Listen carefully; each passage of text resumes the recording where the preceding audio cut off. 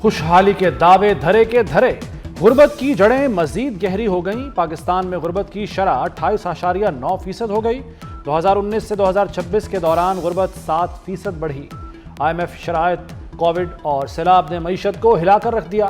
چاروں صوبوں میں عوام بے حال۔ پنجاب میں غربت کی شرح 16.5 سے بڑھ کر 23.3% ہو گئی۔ سندھ میں شرح 24.5% سے بڑھ کر 32.6% ہو گئی۔ خیبر پختونخوا میں بھی مثبت تبدیلی نہ آئی۔ شرح 28.7% سے بڑھ کر 35.3% ہو گئی۔ بلوچستان سب سے غریب صوبہ، شرح 47% ریکارڈ۔ 14 سال بعد کرنٹ اکاؤنٹ سرپلس، IMF کی پاکستان کی معاشی اصلاحات کی تعریف۔ ڈائریکٹر کمیونیکیشن IMF جولی کوزک کی واشنگٹن میں پریس بریفنگ۔ کہا مالی سال 2025 کے دوران پاکستان کی مالی کارکردگی مستحکم رہی۔ پاکستان میں مجموعی طور پر مہنگائی قابو میں رہی۔ IMF کا وفد 25 فروری کو پاکستان کا دورہ کرے گا۔ دورے میں اہم معاشی امور زیر بحث آئیں گے۔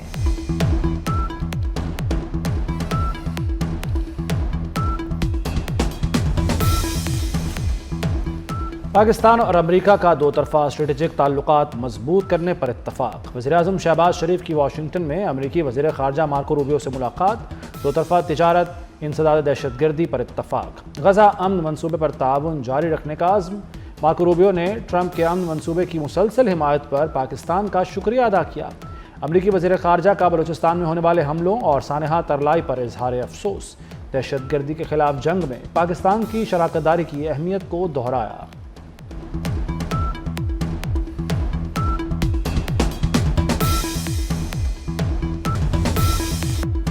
پاکستان کو دنیا میں منفرد مقام ملا ہے۔ امریکی صدر ٹرمپ نے 60 سے 70 بار پاکستان کی تعریف کی۔ پاکستانی قیادت کی دنیا بھر میں تعریف ہو رہی ہے۔ وزیر دفاع خواجہ آصف کہتے ہیں پاک فوج اور فیلڈ مارشل کی صلاحیتوں کا اعتراف فخر کی بات ہے۔ خواجہ آصف نے مسلم ممالک کی جانب سے فلسطین کے لیے $12 ارب کے اعلان کو خوش آئند قرار دیا۔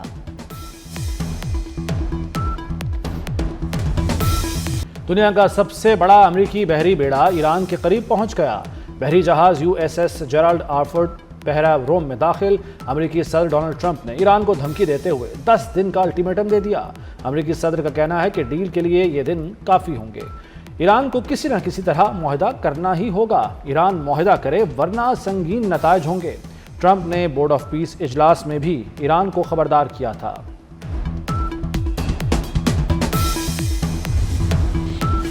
برطانیہ کا ایران کے خلاف اپنے فوجی اڈے امریکہ کو دینے سے انکار۔ واشنگٹن نے برطانیہ سے برطانوی رائل ایئر فورسز کے بیسز استعمال کرنے کی درخواست کی تھی، لیکن برطانوی حکومت نے قانونی خدشات کے باعث اس کی منظوری نہیں دی۔ ڈونلڈ ٹرمپ نے ایران کو 10 دن کا الٹیمیٹم دیا ہے۔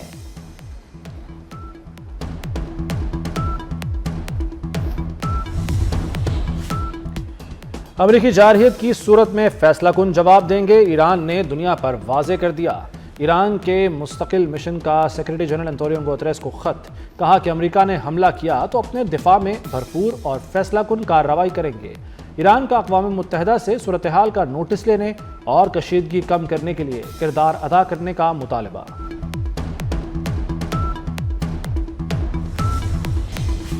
ایران پر امریکی حملے کے سنگین نتائج ہوں گے، سب سمجھتے ہیں یہ آگ سے کھیلنے کے مترادف ہوگا۔ روسی وزیر خارجہ سرگئی لاروف نے خبردار کر دیا۔ کہا خطے میں عرب ممالک اور خلیجی ریاستوں سمیت کوئی بھی کشیدگی میں اضافہ نہیں چاہتا۔ دوسری جانب ایران اور روس کی بحری مشقوں کا بھی آغاز ہو گیا۔ مشترکہ بحری مشقوں میں ایران اور روس کے بحری جنگی جہازوں نے حصہ لیا۔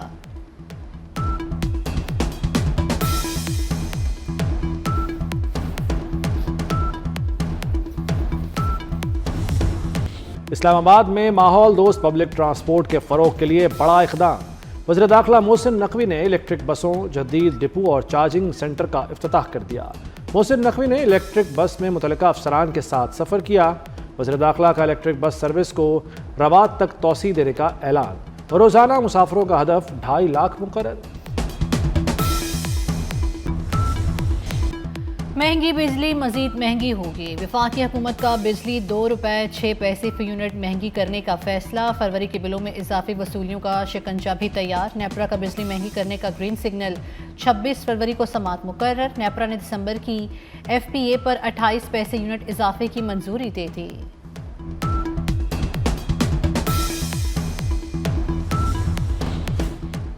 رمضان کی آمد کے ساتھ مہنگائی بے قابو، ہفتہ وار بنیادوں پر مہنگائی کی شرح میں 1.16% اضافہ، ایک ہفتے میں 17 اشیاء ضروریہ کی قیمتوں میں اضافہ ہوا۔ سالانہ بنیادوں پر مہنگائی کی شرح 5.19 پر پہنچ گئی۔ ادارہ شماریات نے ہفتہ وار مہنگائی کی رپورٹ جاری کر دی۔ ہرجانہ کیس سپریم کورٹ نے ٹرائل کورٹ کو بانی پیچے کے خلاف کارروائی سے روک دیا۔ عدالت عظمیٰ نے شہباز شریف کو نوٹس جاری کرتے ہوئے جواب طلب کر لیا۔ عدالت نے کہا کہ کیس کو جلد سماعت کے لیے مقرر کیا جائے۔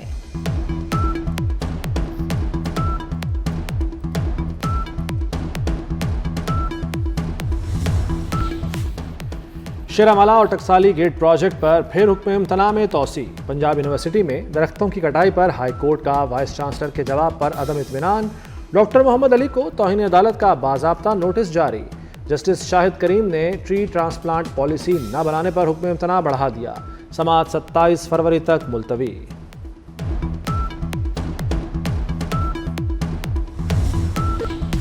لاہور سے صنعتوں کی مرحلہ وار منتقلی کا بڑا فیصلہ۔ اسموک کنٹرول کے لیے 30 نئے فوک کینن ٹرکوں پر نصب ہوں گے۔ خطے کی پہلی پنجاب کلائمیٹ آبزرویٹری کے قیام کا اعلان۔ لیبارٹریز کی اپ گریڈیشن کے لیے 5 ارب 5 کروڑ مختص۔ سینئر وزیر مریم اورنگزیب کی زیر صدارت اجلاس میں فیصلے۔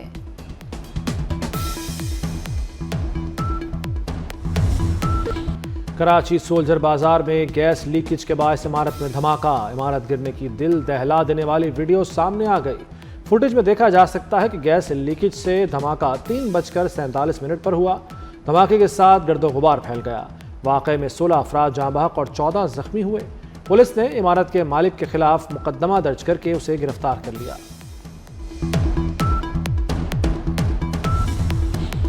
خیبر پختونخوا میں زمین لرز اٹھی۔ سوات، لوئر دیر، اپر دیر، لنڈی کوتل سمیت دیگر علاقوں میں زلزلے کے جھٹکے۔ شدت 5.6 اور گہرائی 73 کلومیٹر ریکارڈ۔ زلزلے کا مرکز کوہ ہندوکش افغانستان میں تھا۔ خیبر پختونخوا کے ضلع کوہاٹ میں تیل و گیس کے مزید ذخائر دریافت۔ OGDCL نے پاکستان اسٹاک ایکسچینج کو خط لکھ دیا۔ نشپا ایکسپلوریشن لائسنس کے تحت برگزئی X1 نمبر کنویں سے کامیاب دریافت ہوئی۔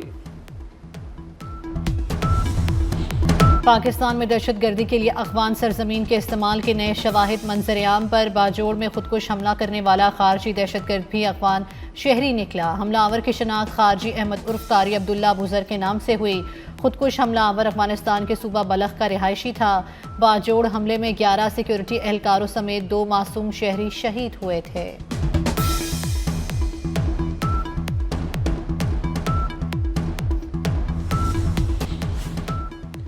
اسلام آباد ضلع انتظامیہ کا بڑا فیصلہ۔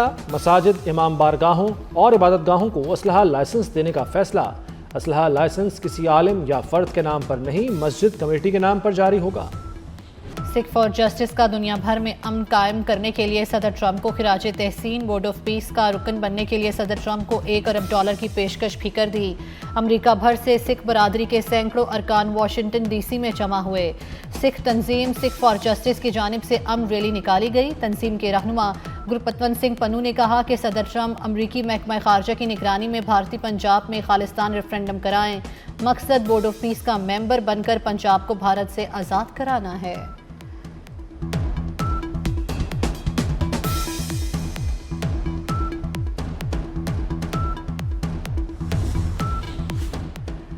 واشنگٹن میں سکھ برادری کا بھارت کے خلاف زبردست احتجاج۔ بھارتی سفارت خانے کا گھیراؤ کر لیا۔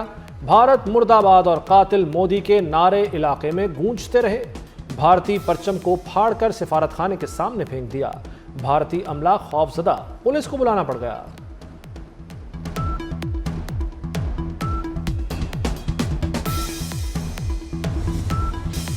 مسجد الحرام، مسجد نبوی صلی اللہ علیہ وآلہ وسلم، مسجد قبلتین اور مسجد قباء میں نماز جمعہ کے بڑے اجتماعات۔ ولی عہد شہزادہ محمد بن سلمان نے مسجد نبوی صلی اللہ علیہ وآلہ وسلم کا دورہ کیا۔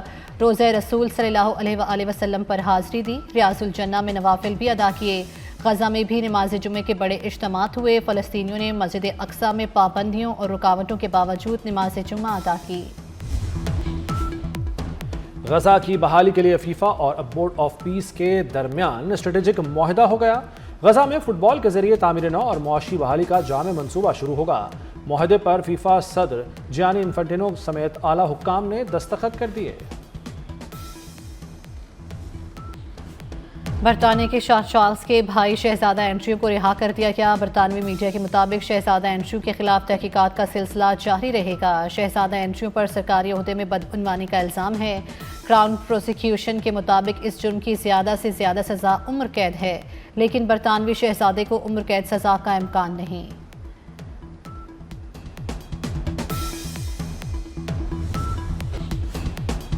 امریکی صدر ٹرمپ نے حکومت کو خلائی مخلوق اور UFOs سے متعلق فائلز ریلیز کرنے کی تیاری کا کہہ دیا۔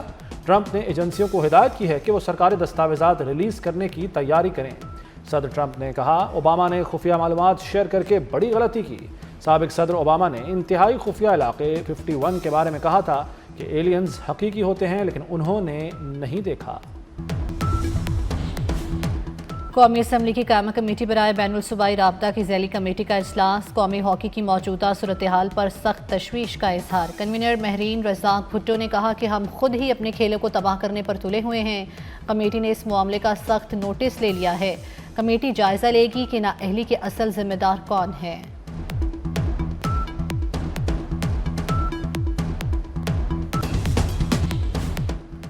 ہاکی کپتان اماد بٹ پر 2 سالہ پابندی ختم۔ ہاکی فیڈریشن کے ایڈ ہاک صدر محی الدین وانی نے پابندی ختم کی۔ ہاکی ٹیم کے پاسپورٹ PCB حکام کے حوالے۔ ہاکی فیڈریشن کے ایڈ ہاک صدر متحرک ہو گئے۔ ٹیم کے ہیڈ کوچ طاہر زمان اور کوچ محمد عثمان کو کل اسلام آباد طلب کر لیا۔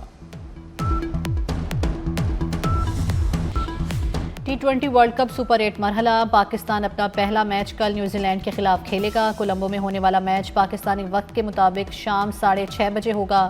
قومی ٹیم جیت کے لیے پرعزم، شائقین بھی شاہینوں کے لیے دعا کو۔ قومی ٹیم بارش کے باعث آج ٹریننگ نہیں کر سکی۔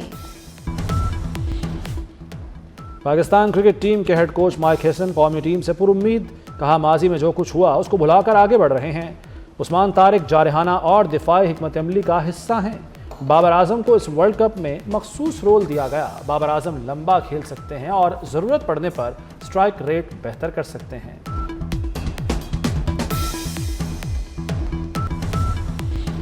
اور لیجنڈری گلوکار عابدہ پروین کو سالگرہ مبارک۔ جداگانہ انداز کی وجہ سے عابدہ پروین دنیا بھر میں مقبول ہیں۔